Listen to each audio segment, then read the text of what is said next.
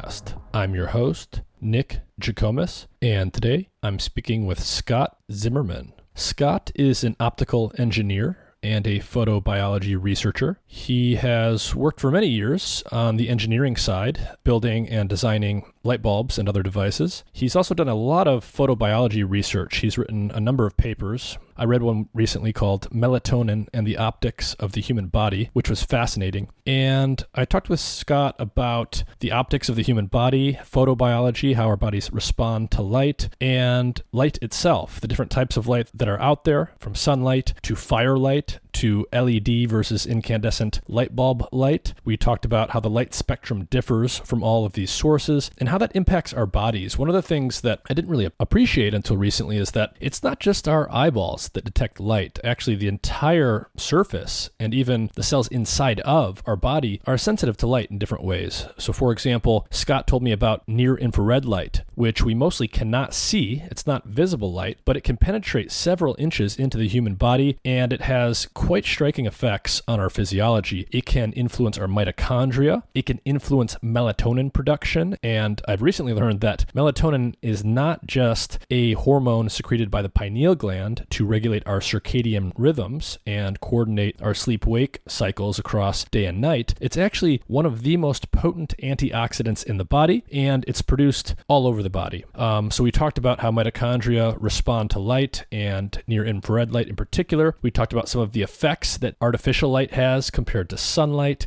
We discussed his views on red and near-infrared light therapy and whether or not he thinks that's beneficial or what some of the risks are. We talked about skin color and how that influences how much light you can absorb, how deeply different wavelengths go into the body. We talked about his approach to his relationship with sunlight. He actually conducted this interview outside from his house in the evening sun. He talked about his use of sunscreen. He talked about what sunscreen filters out, which is UV light, but also what it does not filter out, which is pretty much all other wavelengths of light, and how those wavelengths, even though they're not causing mutation and sunburn like UV light does, they still cause oxidative stress. And so Scott actually said that he doesn't use sunlight, and he takes other measures to protect himself from sunburns. So if you're interested in skin and light detection, if you're interested in photobiology, how our body responds to light, if you're interested in the detrimental health effects of artificial lighting and what we're missing out on with artificial lighting by and large, what is coming from the sun and all of that stuff. If you're interested in any of that stuff, this will be a really interesting episode. I learned a whole lot about sunlight and different light sources and how our bodies actually respond to it that I had no idea about before. So I think this is actually pretty cool stuff that has some practical applications that you can use. As always, don't forget to check out the Mind and Matter Substack, mindandmatter.substack.com, for all of my podcast content, my long-form science writing, and my free weekly newsletter. Look for the link in the episode description. This episode is supported in part by Athletic Greens. Their main product, AG1, is a comprehensive and convenient daily nutrition product containing 75 vitamins, minerals, and whole food-sourced ingredients with less than 1 gram of sugar per serving, no nasty chemicals or artificial anything. It's gluten and dairy-free and compatible with paleo, vegan, vegetarian, and ketogenic diets. AG1 is a quick and convenient way to supplement your diet to help ensure your body is getting the nutrients it needs. It comes in powder form, and you can mix it in water and drink it, or you can put it into a smoothie or a shake or something like that. I mix it into water and drink it, and it's super convenient. If you go to athleticgreens.com/mindandmatter, Athletic Greens will give you a free 1-year supply of vitamin D and 5 free travel packs with your first purchase. Their vitamin D product comes in tincture form, so you just take 1 drop each day. A large fraction of the population is actually vitamin D deficient, especially in winter months when we get less sun exposure, and vitamin D is super important for the proper function of the immune system and for a variety of other things. So visit athleticgreens.com/mindandmatter or click the link in the episode description. You'll get a free 1-year supply of vitamin D with your first purchase. And with that, here's my conversation with Scott Zimmerman.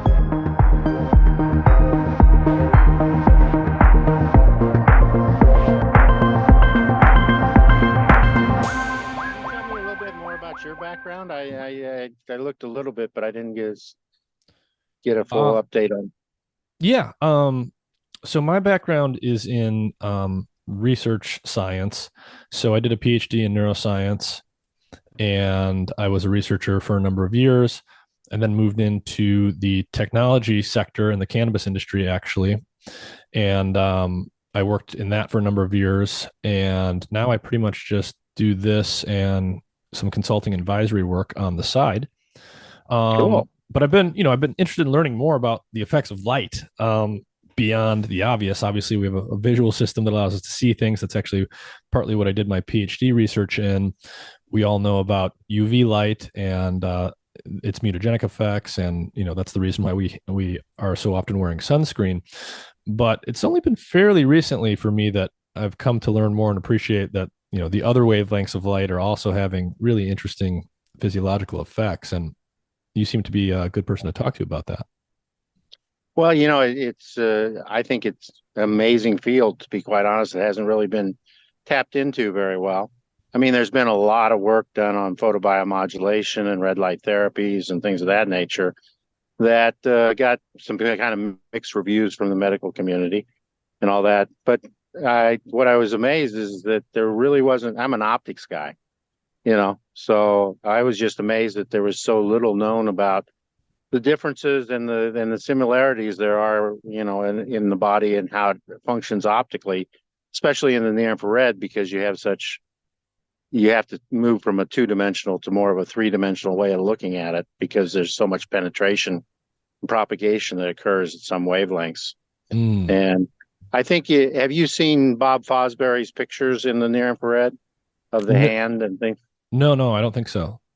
Well, when we get done, I'll ship you some pictures. But what you start to find out is that on an optic standpoint, we're pretty infinitesimal in our infant in our maturity of our ability to even measure or to essentially model how light propagates in the body. Unfortunately, most people go and they grab a cadaver or a sheep's head and they put a laser on the outside and they put a detector on the inside and say, oh, you only get 5% transmission. Well, that's a bogus way of making the measurement. It doesn't actually work that way when you're dealing with scattering volumes. It's one of the hardest measurements to make in optics there is.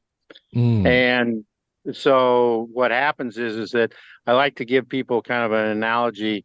If you put an ice cube, nice clear ice cube in front of that laser and you have a detector sitting back there, then you get almost all the light, almost 100% transmission, less the Fresnel losses.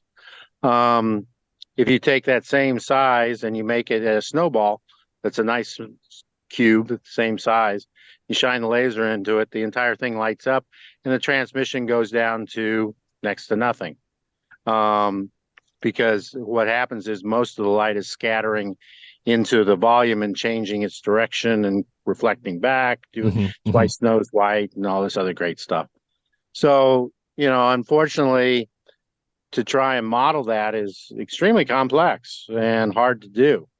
And really, we lack a lot of the body is a lot farther along in you doing optics in the body than we are in our ability to actually model it and understand it.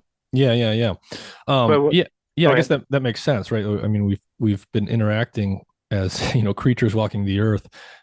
We have a very, very long evolutionary history with the sun present as a huge environmental stimulus, and so our bodies have adapted to it and figured out, so to speak, how to respond to and utilize that light in ways that are beyond our ability to model it, as you said. Yeah, well, and unfortunately, there's been some pretty sloppy, myself included, but there's been some sloppy use of terminology. It's like if you look and people talk about daylight, well, they talk about daylight only in terms of, or care about it in terms of usually of what we can see with our eye.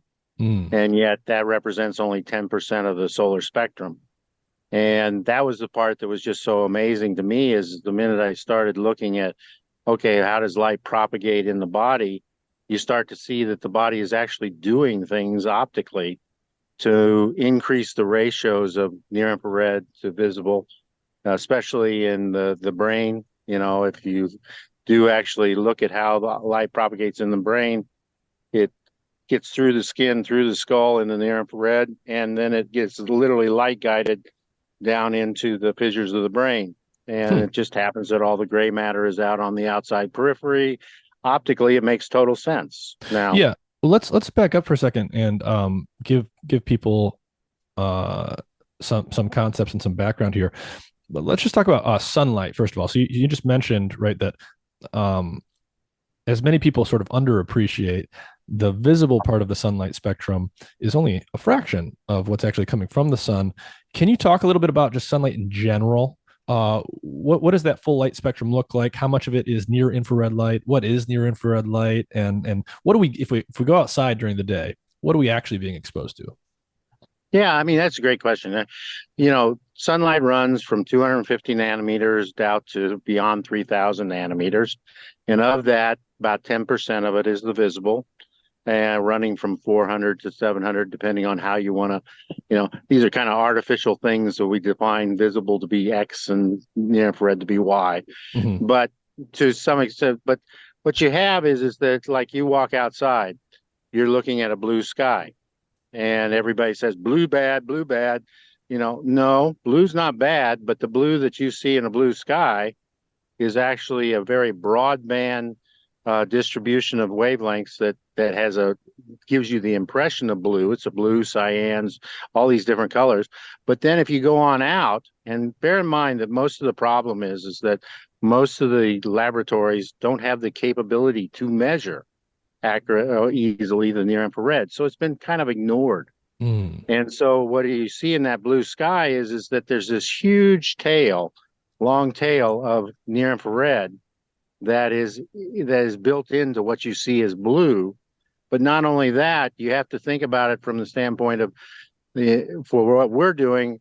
I really could care less what goes through the pupil. It's not what I'm looking at. I'm looking at what is the body absorbing and taking into itself. And in the near infrared, what happens is that when you walk outside, it's not just the sun from the light from the sun, it's the light from the Raleigh scatter that gives you the blue haze and all, or the blue color of the sky. But then if you look at what happens in your surroundings, the plants around you are strongly absorbing visible wavelengths. That's how we can tell whether or not that's a good apple or a bad apple, or a bad snake or good snake. So that's very important. But in the near infrared, all those plants are reflecting near infrared. So you're kind of Hmm. walking around in this integrating sphere of light that's Mm. predominantly near infrared. And in our work, it matters how many square meters of skin or of body is getting absorbing energy. Hmm.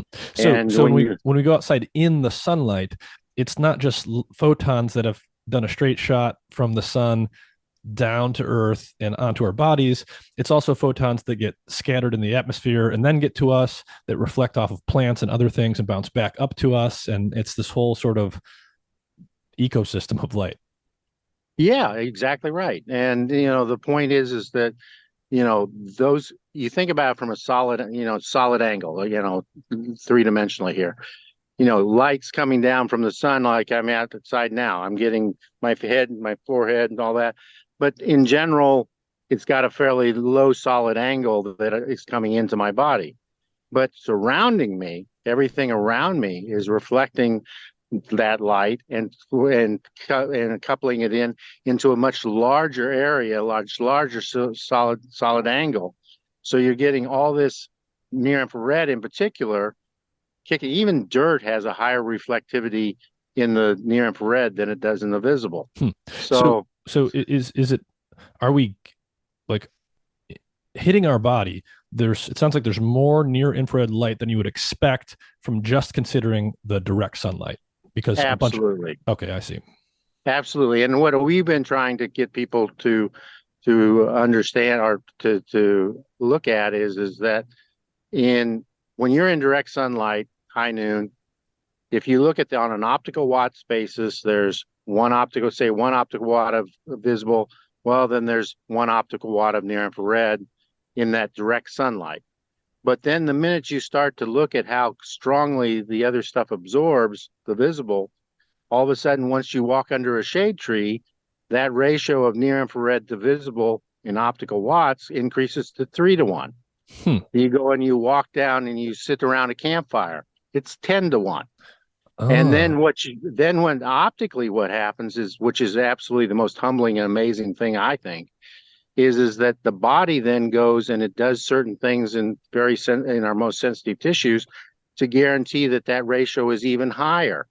Like Hmm. in your eye, most of the photons that actually hit the retina don't go through your pupil. They actually go through your sclera and your eyelids and scatter into in the near infrared, because the transmission, your eyelids, if you could walk outside and you're in a sunny day and you close your eyes and you look up towards the sun, you'll see this orange glow. Well, Hmm. that is the red edge that then opens up this transmission window in the near infrared. So, and what's amazing is the eye has a larger transmission window as far as the humor and all that other stuff in the near infrared than it does in the visible. Why? Well, because the near infrared is stimulating blood flow, oxygenation, leads to reduce glucose. It's having these other effects. And the body has made a choice over adaptation of millions of years that it has a imaging optic, which is through your pupil, but it has a non-imaging collector, which is gathering light near infrared in particular and making sure that it goes on the retina. Hmm. The retina is the most blood or the most metabolically active tissue we have. The same thing happens with the brain from the standpoint of the you can easily, have you ever told a ghost story and shoved a pen light up your nose or whatever and you turn nice red? Well, that's Hmm. again the red edge. If you go into the near infrared, literally the light is pumped into the cerebral spinal fluid, which then is because of it has a peak transmission in the near infrared and low scatter. So it then light guides it down into the fissures of the brain. The most amazing thing is that when you're looking at a woman who's a pregnant woman, what happens when the early part of the pregnancy is her skin and all that filters out the greens and the blues and the UV, but allows some level of transmission of the near infrared. Hmm. As the pregnancy progresses, the skin starts to stretch. It expands the spectrum that the fetus is exposed to. The amniotic fluid has a peak transmission in the near infrared as well. Hmm. Um, and so what you start seeing is all these different things that the body is doing to essentially increase, especially at critical times like the fetal development, the amount of near infrared that is being provided relative to the visible. Hmm. Doesn't mean So the blue's bad or anything, but yeah, so it sounds like, obviously light is a huge stimulus for us. It historically was an even bigger stimulus when we weren't, living in houses all day long. So, with such a huge stimulus, naturally organisms are going to be evolving at adaptations that enable them to survive in the presence of that stimulus, take advantage of that stimulus to do, to do things that are going to exactly. facilitate survival. What you're saying is that the infrared is such a large component that in many ways, just the biomechanical structural adaptations of the body have evolved over time to actually sort of almost magnify the effects of the near infrared. Yeah, well, I mean, there's always an advantage. If you look at when I first, well, um, I guess I'm trying to make it clear is that the body has gone to extreme lengths to guarantee that it is, like I say, increasing the ratio of near infrared to visible. Then what we're seeing from all the photobiomodulation and red light, that red light, longer wavelengths have a huge impact on a wide range of different biological functions. And, I've been working a lot with Glenn Jeffrey over in England, and he's done this really great study where he took and exposed just four square, a small area on a person's back with red light and a short duration, and all of a sudden, and under a glucose challenge, and he was able to show that the red light causes the glucose levels to drop systemically, even though he's only exposing a small patch of the body, but he's showing that it's changing biologically the homeostasis, or whatever you want to call it, the baseline against which we are operating Hmm. when we're exposed to these longer wavelengths. So if a small patch of skin is exposed to red light, it can affect body wide blood glucose levels. That's what it appears to be going on within the thing. And you think about it, Glenn makes the point. He says, you can't have one part of your body doing one thing and the other part of the body doing the other thing, something else entirely, and there not be a consequence. So there's this natural effect where you start to have a hot spot someplace. Well, you tend to the rest of the body kicks in to kind of make everything okay. Hmm.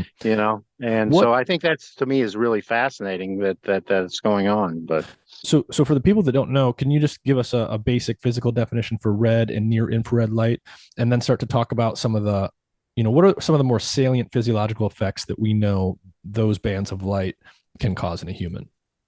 okay, well, I mean, again, we kind of arbitrarily picked what we define. If you look at the CIE, they go from 380 out to 850, but in reality, in our world now, we're talking about 400 nanometers to about 650 nanometers is our definition of visible light when we provide it artificially. Mm-hmm.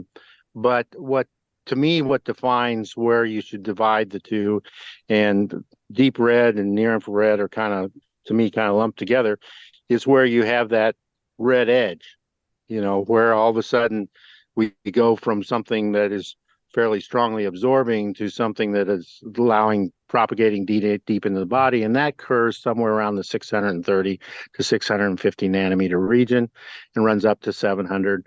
But those biological, what you end up with is a series of biological windows in the near infrared where light can propagate inches into the body.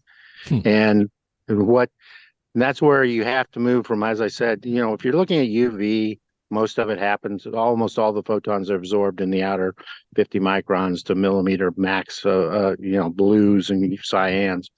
But in the near infrared, it's quite the opposite. You get into the longer wavelengths, and within these biological windows where the absorption is very low and the scatter is very forward, what we call anisotropic forward scatter, you get this effect, like I said, like the ice cube, where you're essentially distributing if I have, I cover up everything but one little spot on my head or whatever, and I allow the near infrared, it's going to propagate out into a much larger area. And you're also having this biological effect where it's signaling to the other mitochondria that you guys need to kick into gear here because I'm getting burned, or I'm getting, so whatever. And so to me, it's an amazingly complex arrangement, but it kind of makes sense when you start thinking about how the body has had to adapt to this environment. I mean, it's just a huge amount of energy. I mean, if you look at it historically, the energy from the sunlight into the body has been the largest energy input to the body, period. It's more than food. It's more than anything else. It's like 30 megajoules, up to 30 megajoules a day. And that's a huge amount of energy. But if you look at it then from the standpoint of how much of that is near infrared, it's actually can be as high as 90% of that can be near infrared. And because it's of these other filtering. And you said the near infrared can penetrate several inches into the body. I mean, that makes sense when I think about it from a physics standpoint, but normally we just think of light hitting the surface of the skin and bouncing right off or not going very deep. If it's going 4 inches deep, it's touching the cells of my internal organs, and that's exactly.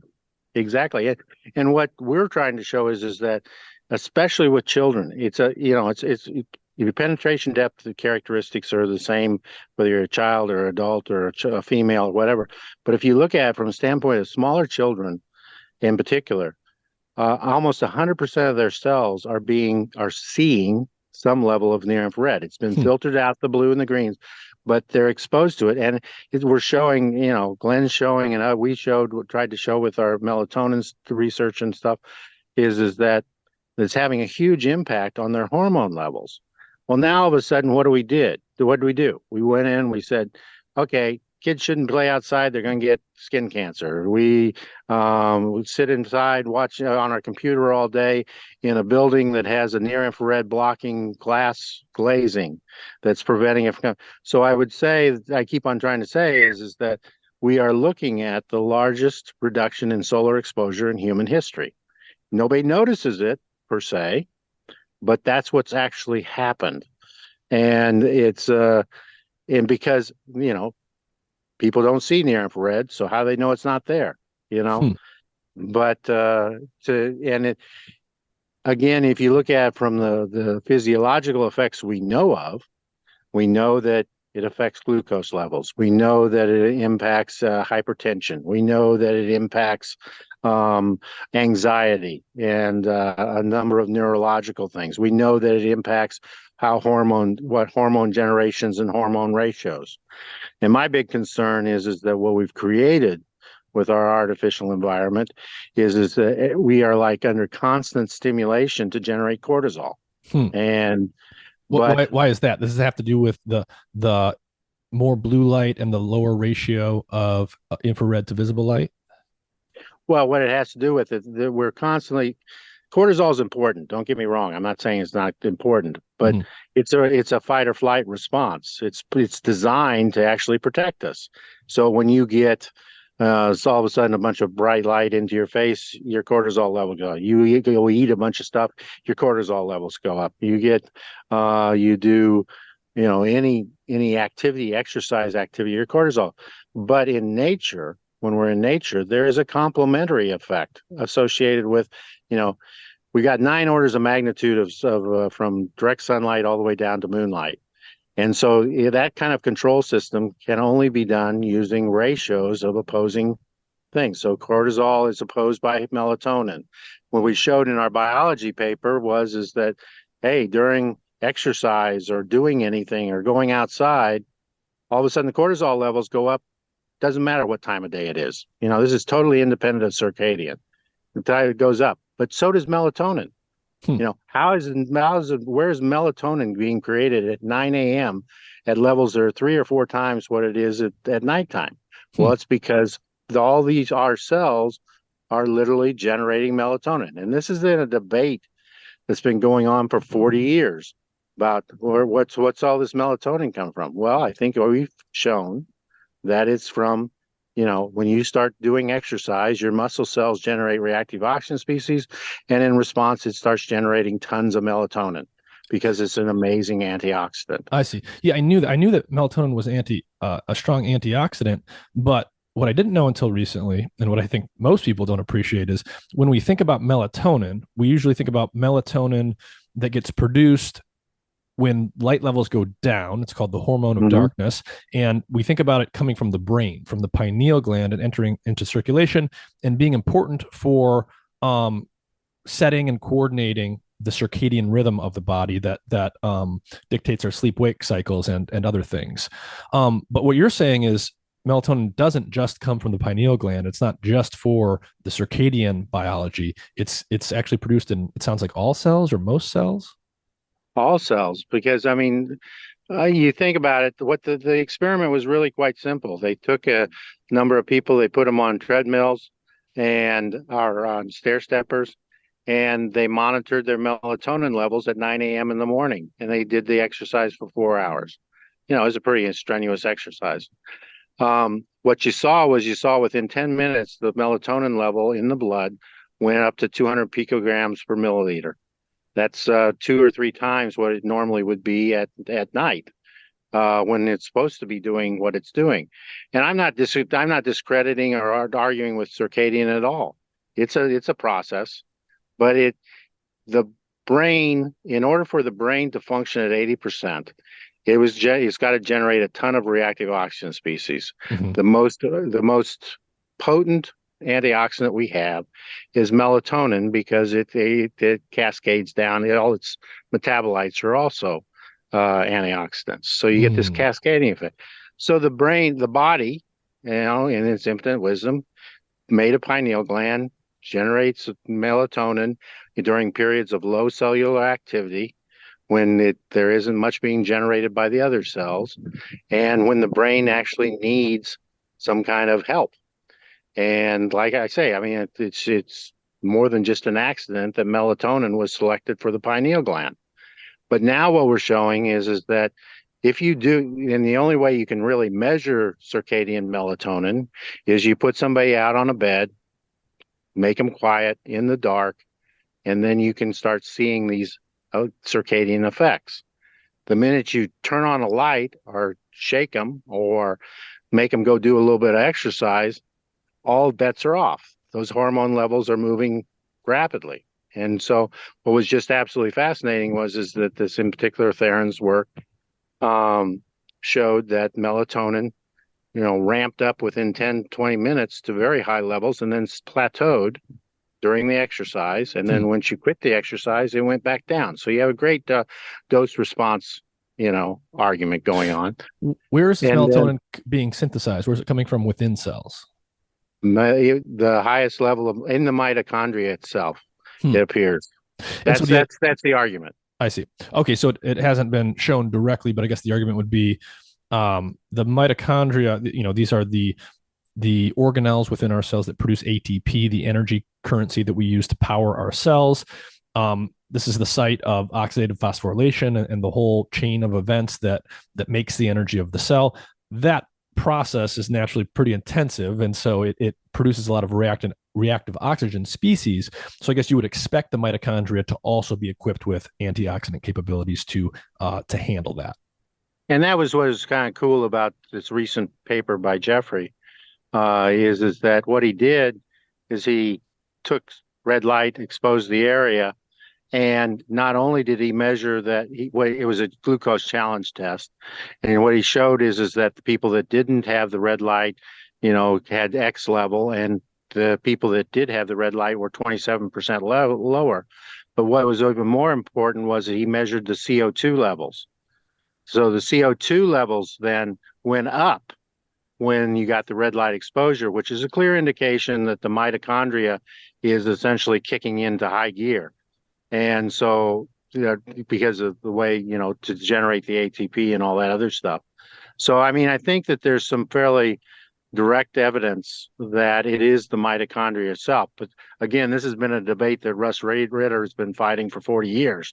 And, but I do believe that the data from the exercise and from the zoo's work on exercise and being outdoors make it pretty clear that literally all cells are capable of generating the melatonin and a variety of other things. So. Yeah, I mean, when I think about it in evolutionary terms, so for those listening, recall that mitochondria are organelles of our cells. They produce ATP, the energy that our cells use. They actually evolved from cyanobacteria. So they used to be bacteria effectively, and cyanobacteria are well known for their light sensing and light responding capabilities. Chloroplasts in plants are basically the analog of mitochondria for us, and that's the organelle in plants that is actually photosynthetic. They also came from cyanobacteria. Obviously, they're sensing light, so it makes sense that mitochondria would have these light sensing capabilities based on where they came from. What do we know there about like the different wavelengths that they sense? Is it just near infrared? Is it other wavelengths? Like what are the light sensing capabilities of the mitochondria? Well, I mean, if you look at Peter Light's work up in Canada, he actually did some really good work where he did some single cell patch studies where he actually measured the wall potential on individual cells exposed to different wavelengths. And what you find is that within the cell, especially the fat cells, there is actually a higher level of melanopsin in those cells than there is in the retina. So you can probably think evolutionarily there was a point where we didn't have eyes, but the skin was photosensitive. And then the eyes came into the whole picture, and some of that melanopsin went into the eye for for the circadian characteristics. But then if you look at it from the standpoint of the effect of longer wavelengths, you have to take into account that, I don't have to do much. I don't have to generate much melatonin if I am stimulating all the mitochondria. because you're talking about trillions and trillions of cells of mitochondria that could be stimulated or by the longer wavelengths because it's penetrating so deep in the mind. I would tell everybody to go look at Bob Fosbury's pictures of the hand. What you'll literally see is that the entire hand glows at 850 nanometers, and then you can kind of see the blood vessels. And what it's really showing is, and it's a cute optical collector system, in that what happens is the light is propagated. Bob calls it scattering in a weakly scattering matrix with weak absorbers. So what happens is that once the light enters the hand, it starts to bounce around, and eventually gets to the point that it finds the weak absorber to be absorbed. Yeah, there's a picture of it right there. Oh, wow. Yeah. So for those just listening, we're looking at this picture. Describe what we're looking at, Scott. Well, this is 850 nanometer. Bob Fosbury's done a number of these. I tell everybody, go look at his Flickr page. He's an amazing guy. Anyway, he's got 850 nanometer LED emitter. He's then got a camera that's sensitive to 850 nanometers. And you see how the light, he's got his hand over essentially a point source. But then what happens is that it goes into, as I said, like this cube of snow, and it just bounces around. Anybody who's built a snow igloo or a snow fort during a sunny day can get the impression of how light scatters and is distributed by these at this level. And the whole key is that in the near infrared, the absorption coefficients are dropping down so low, and the scatter is mostly forward, that it lets you kind of fill the volume. And so now you get the impression that in the near infrared, the body is designed to guarantee the high level of number of the cells are being exposed in the near infrared. Like I'm sitting out here right now, and I have a t-shirt, I have a shirt on, a pants, shorts, and all that. It doesn't really matter in the near infrared. As Bob also shows, you can have multiple layers of clothing on, and the near infrared actually penetrates through that clothing. So, unfortunately, what's happened in our environment today is that blue's bad. Well, I believe blue's bad because we took the near infrared away. I see. It's about the ratios.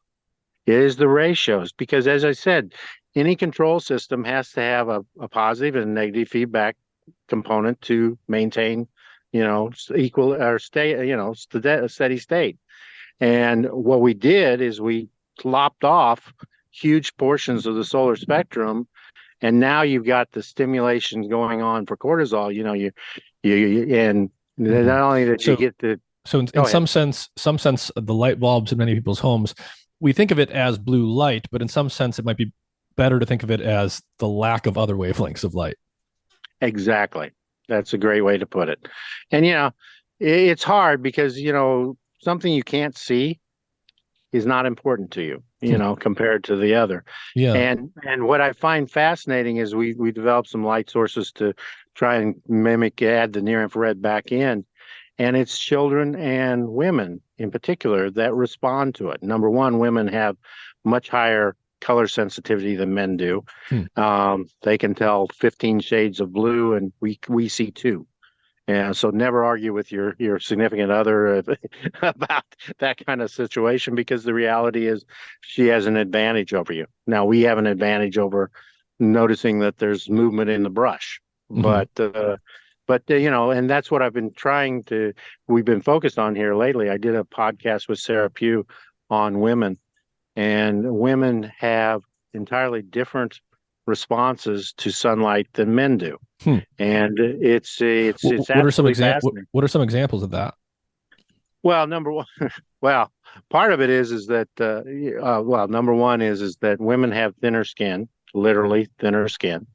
They have less collagen, so more of the light penetrates deeper into their body. They tend to be, we have very little, if any, understanding of its effects on female hormones, but we're trying. It's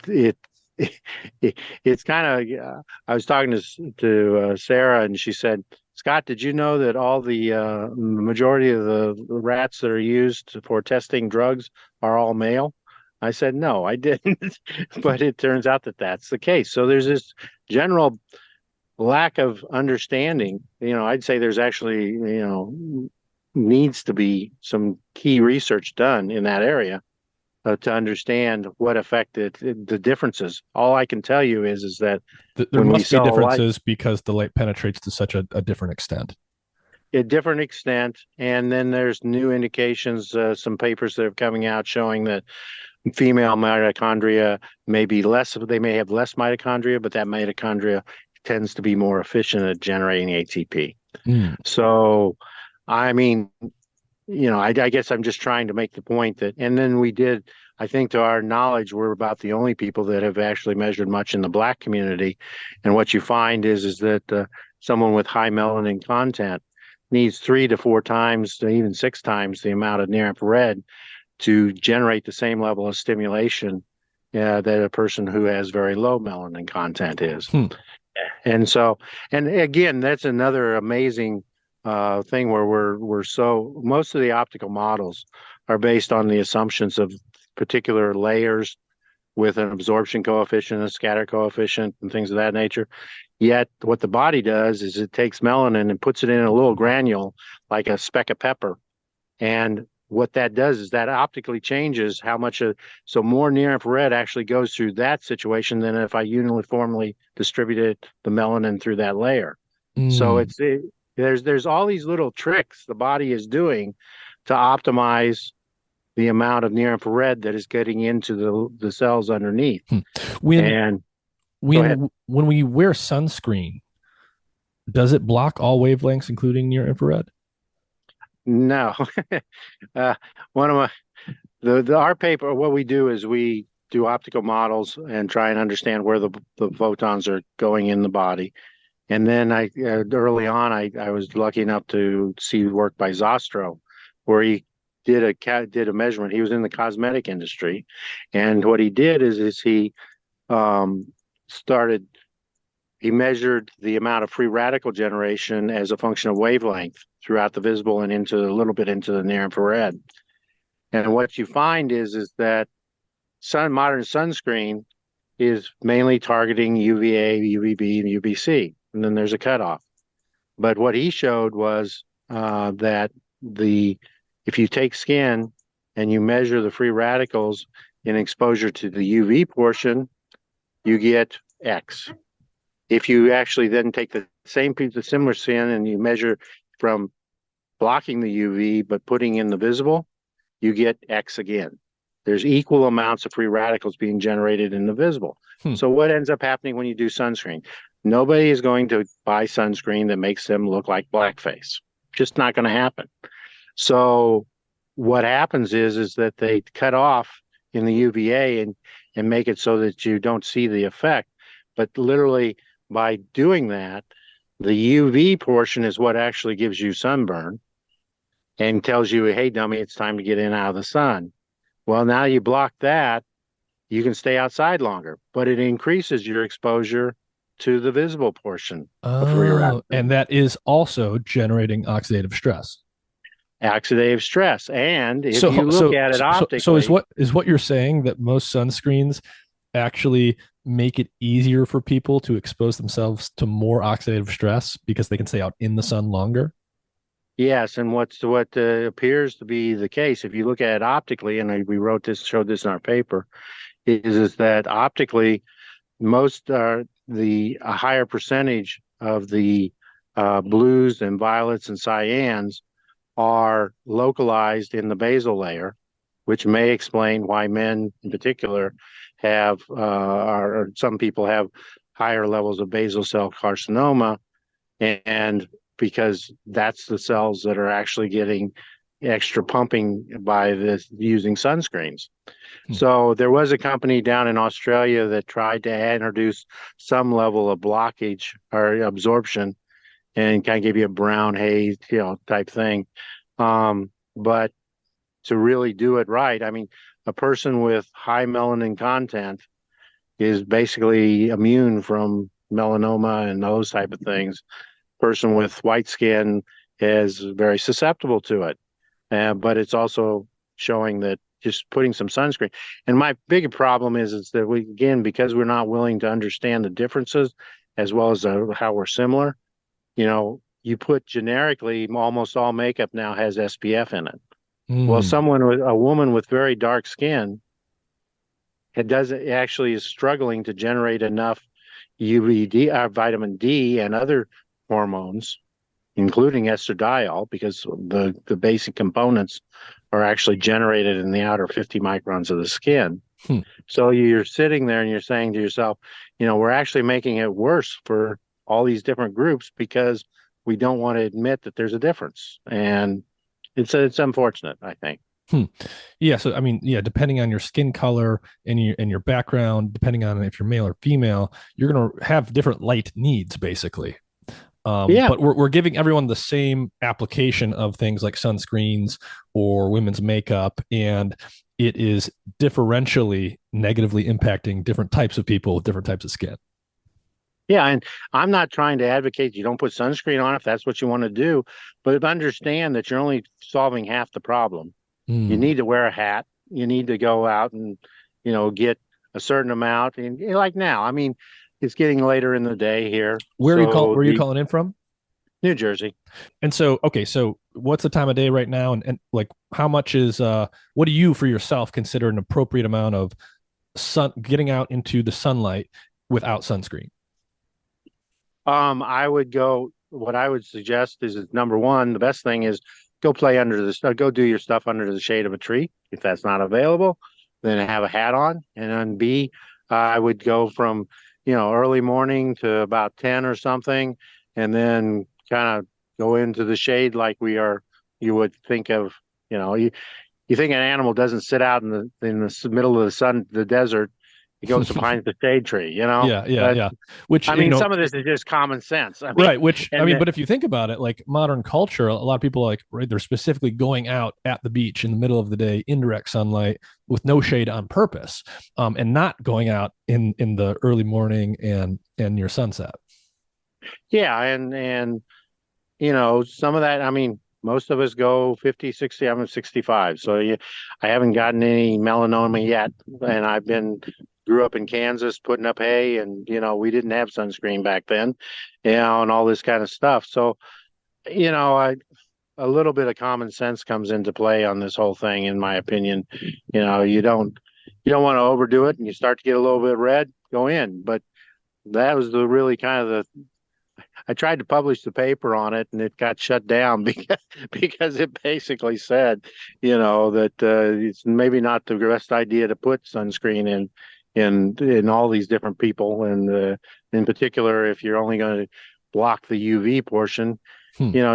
you literally, it's very hard with some of these SPFs that look transparent to generate, even get a sunburn.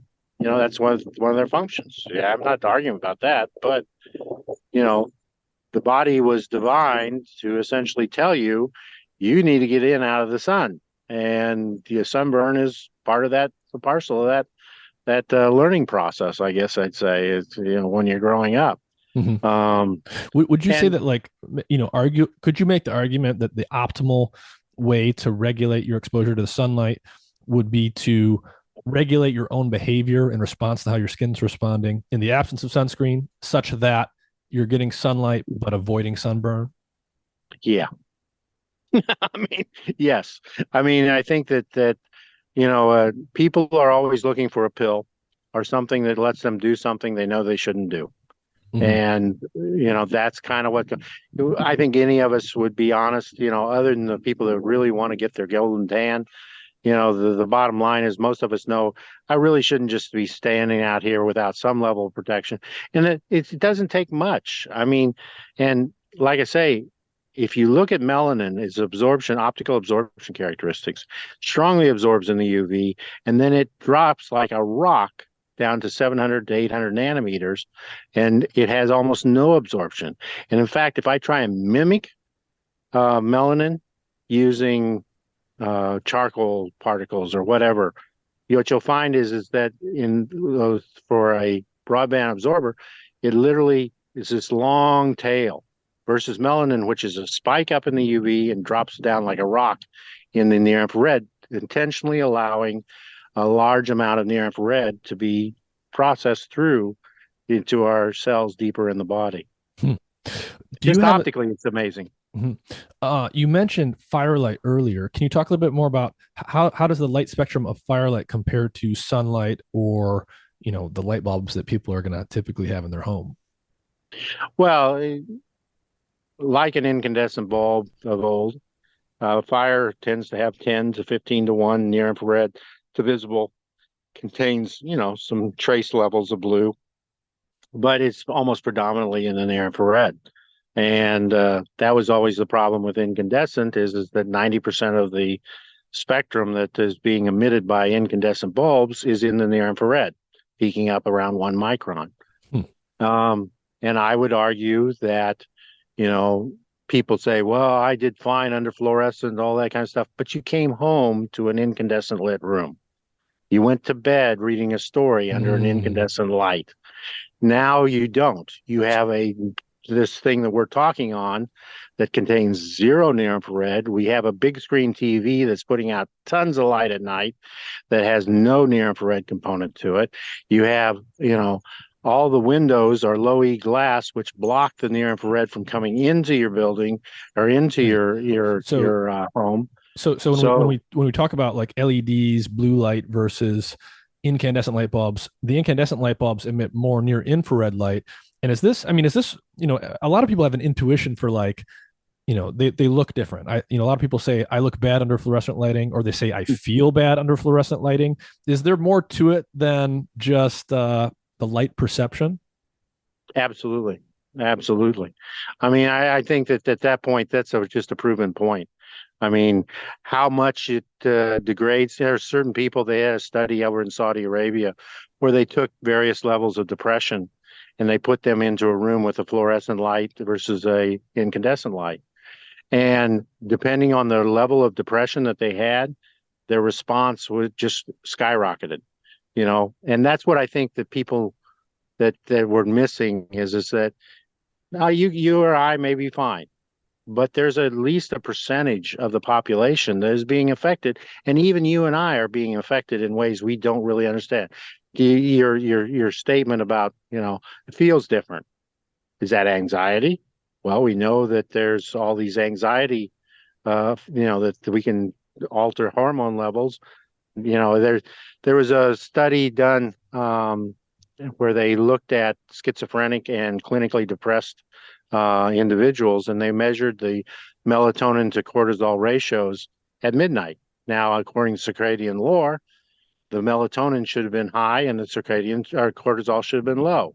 What they found is there was a 4x difference between people who had schizophrenia measured at midnight that showed that they had a much lower melatonin to cortisol ratio.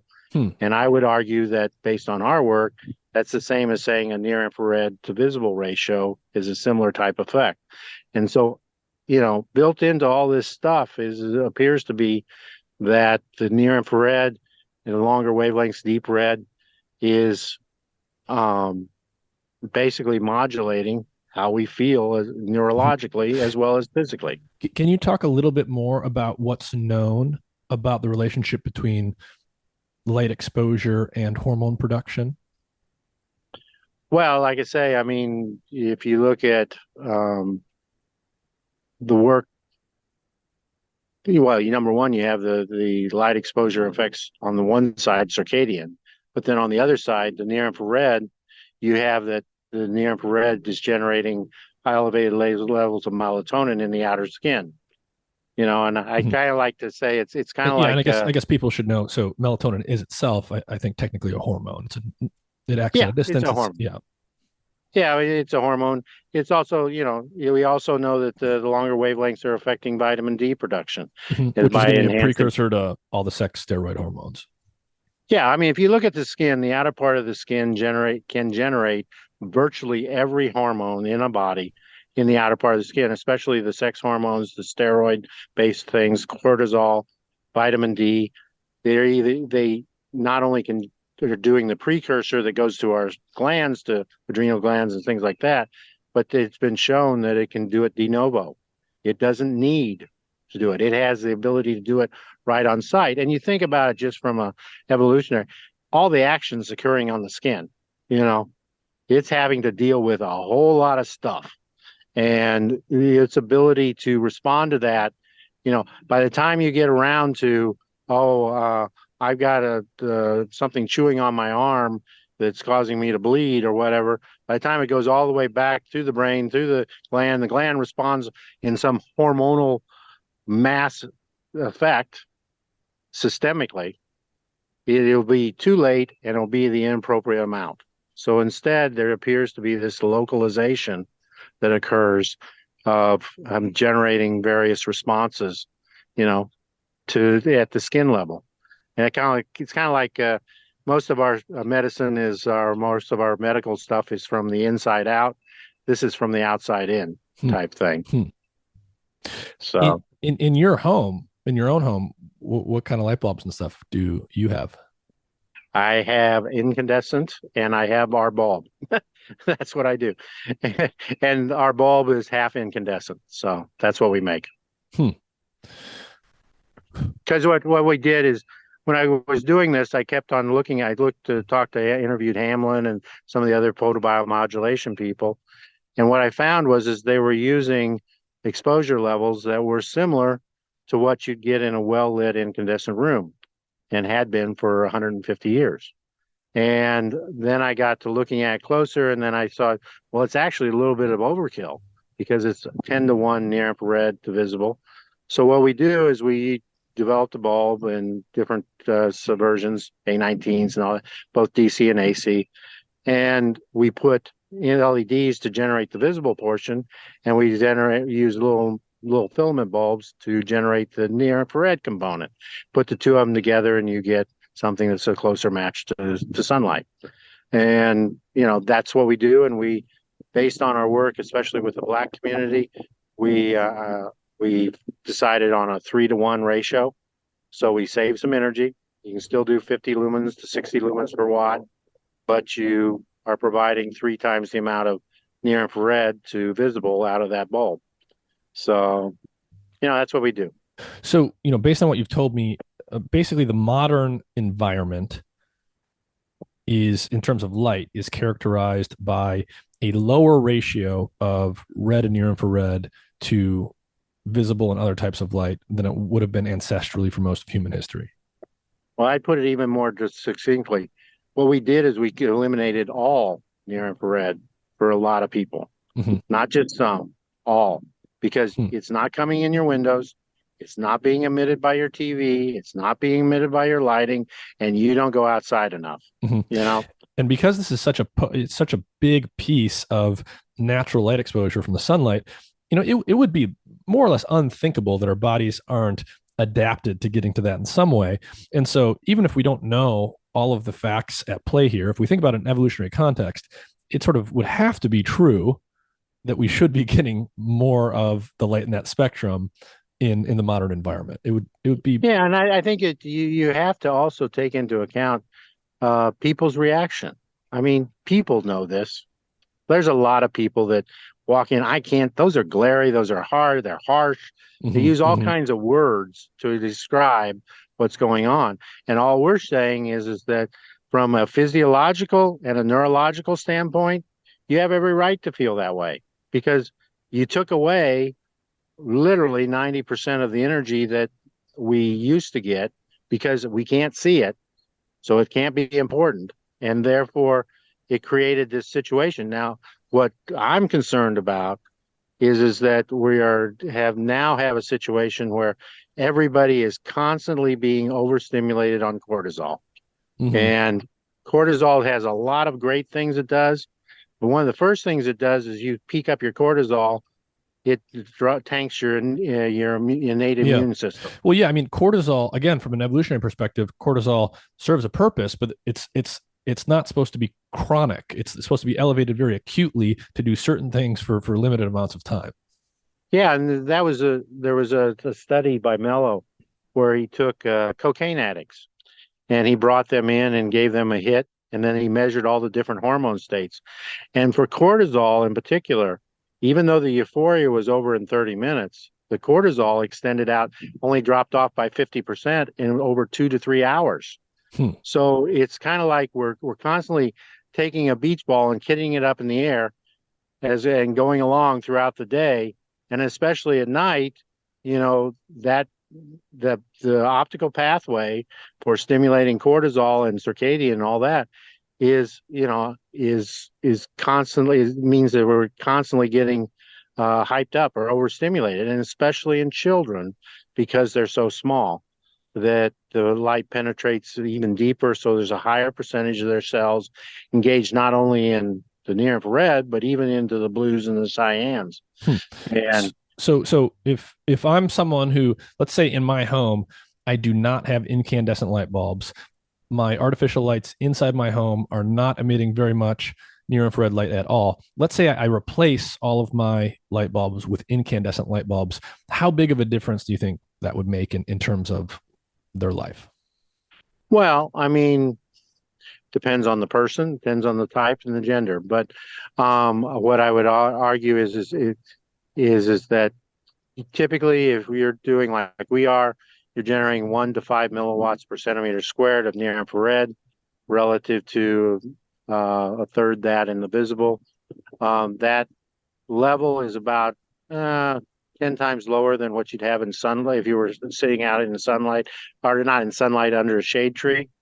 So, that's, the relative numbers. Is that a big number? Yeah, it's a big number.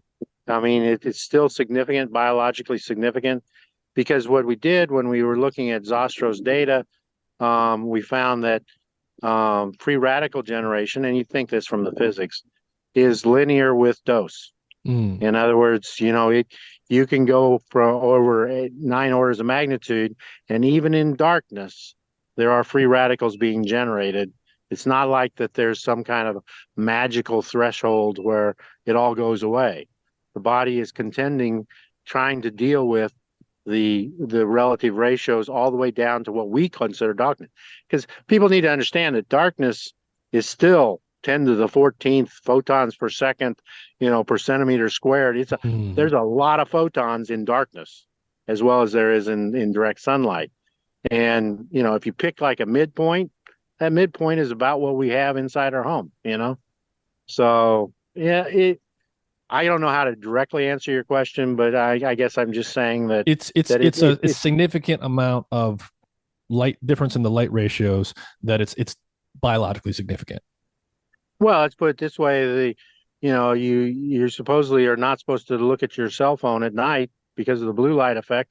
That's orders of magnitude lower than what we're talking about out of artificial lighting, and that's supposedly creating a biological effect, and because our eyes are responding or whatever. But it I believe it has a huge impact, and I'm concerned that it is setting up a generation for issues. I mean, you see so many modern, and it's our food, it's the microplastics, it's all these other stuff. The last thing on the list is sunlight for some reason. I don't know why, but you look at the blue zone people, they'll talk about food, community, everything under the sun. But what they don't mention is that the blue zones actually fall within 37 north latitude and 10 north latitude, and they are almost all the time outdoors, and they have tons of plants around them reflecting near infrared and all this other stuff. So, but it's never mentioned as being a possibility as to being what is part of the solution. And I see these people that put plants inside their buildings. Well, if you've got a standard low E glass, architectural glass, there's no near infrared coming in. So how's it going to bounce off the leaves of to go to you? So it's like we kind of continually defeat it because we don't understand the process well enough.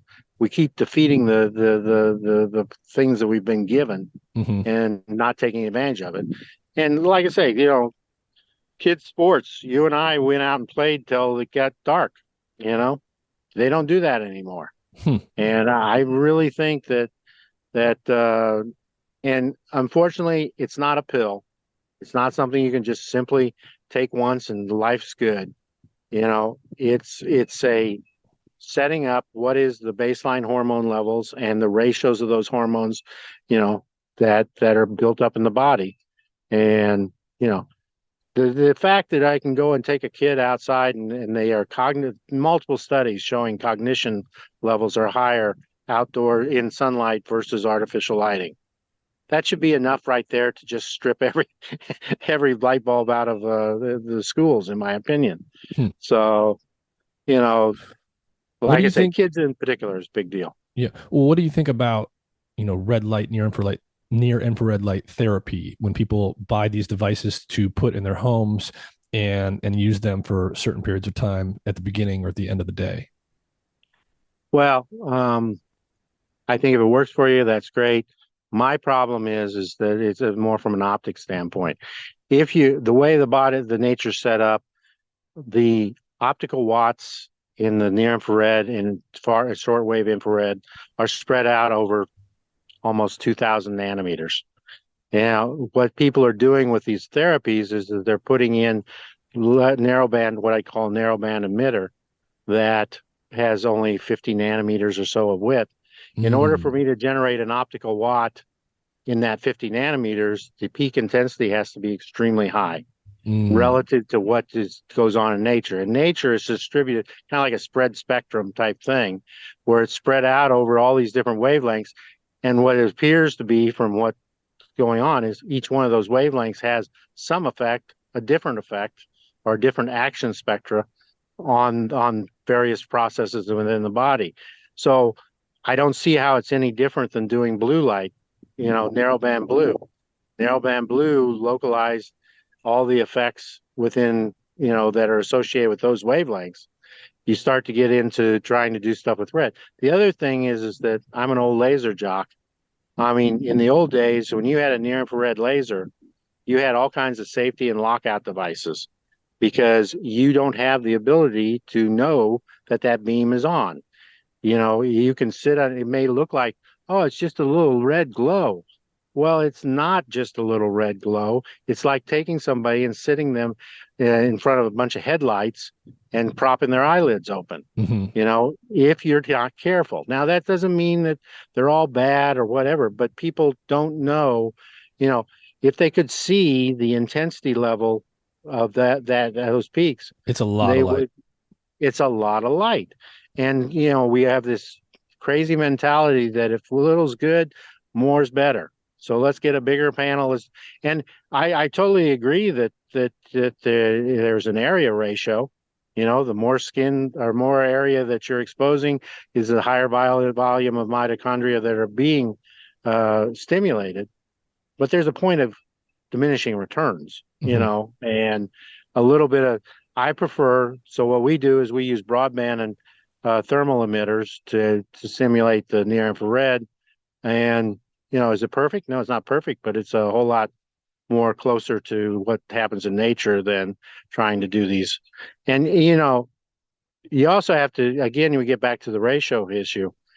If you're trying to match, I have 1 optical watt of visible, and I have to do 1 optical watt of red, or even a 850 nanometer, then I got to pump that. That's a lot of red.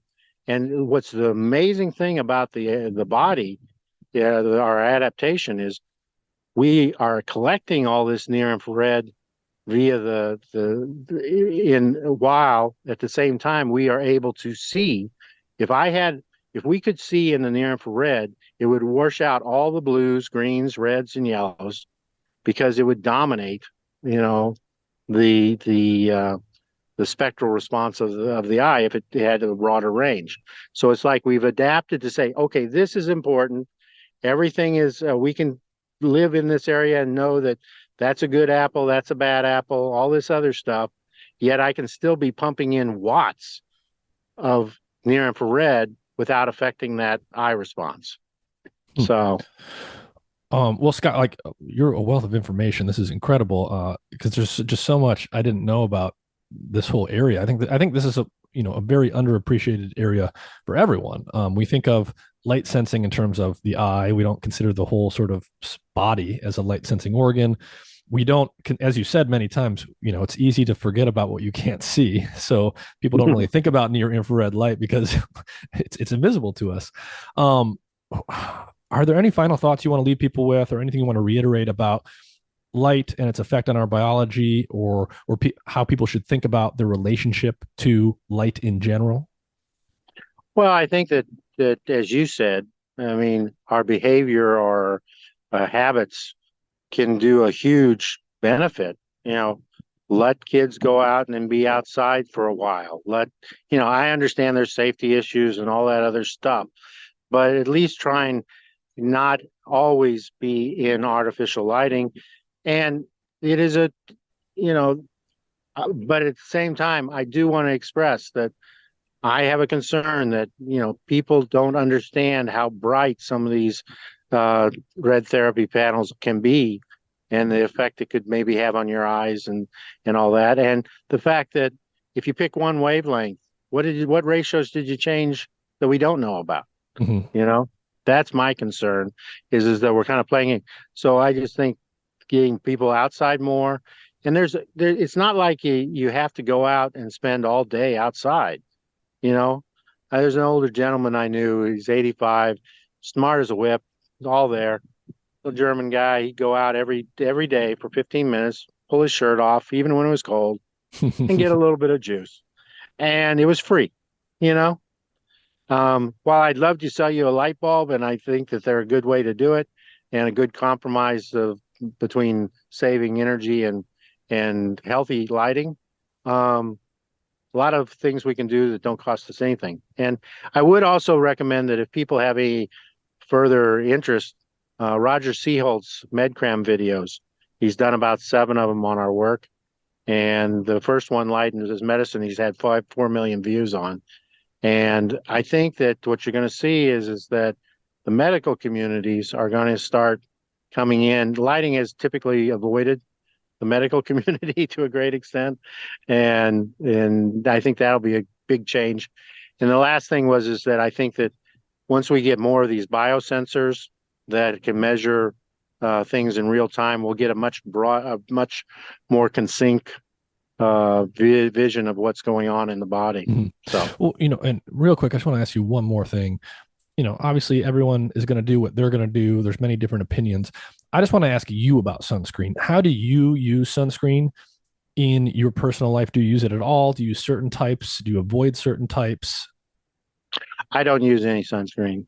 I mean, I honestly, like I say, I don't use any. I love to walk in the park. I like to bike, and that said, it's obvious that I could use to lose some significant amount of weight. So we all make choices that aren't the best for us sometimes. But to me, there's so many ways that I can get sunlight without causing myself to be charred. I mean, even now I'm getting a little bit red from being out here. Yeah, but I personally don't see the benefit in sunscreen as they do it. If you want to do, for someone like me that really wants protection, I would have to put on something that looked like blackface. And that's to make a significant difference. I think the rest of it is, my dermatologist would disagree, but that's well, based on what you said earlier, based on what you said earlier, what you told us was the sunscreens will allow you to stay out longer in the sun without getting burned, but you are not preventing that oxidative stress from the stuff that's not being blocked. Yeah. And to me, I mean, if I get too much, then I start to turn a little pink. I go inside. That's, to me, it's the body's natural way of saying, "Hey, dummy, it's time to get in." Yeah. There was a really interesting study done in New York of older people. And what it showed was 126 participants, and it was over the age of 70. And it showed that the having some level of non-melanoma skin cancer translated into an 80% reduction in your probability of having dementia. So you can look at sun as being the evil guy. You can look at blue as being the evil guy.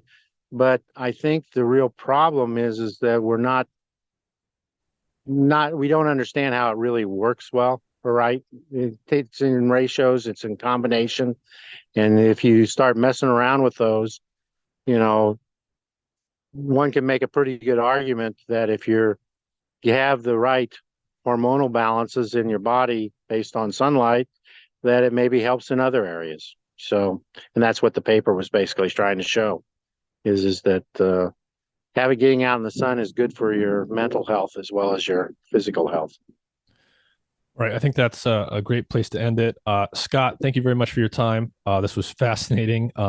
You've written a lot of papers and done a lot of work in this area. The one that I read was called Melatonin and the Optics of the Human Body. It was really interesting. Lots of stuff I had no idea about in there. So I'll link to that in the episode description. Just thank you for talking with me. Well, yeah, and just to shout out to Russ. I mean, I'm an optical engineer. It took a lot to get me to understand anything about biology, and it's people like Russ that were willing to kind of shepherd me through to get to that paper, get it out there. So big shout out to Russ. All right, Scott Zimmerman, thank you for your time. Thank you. Bye.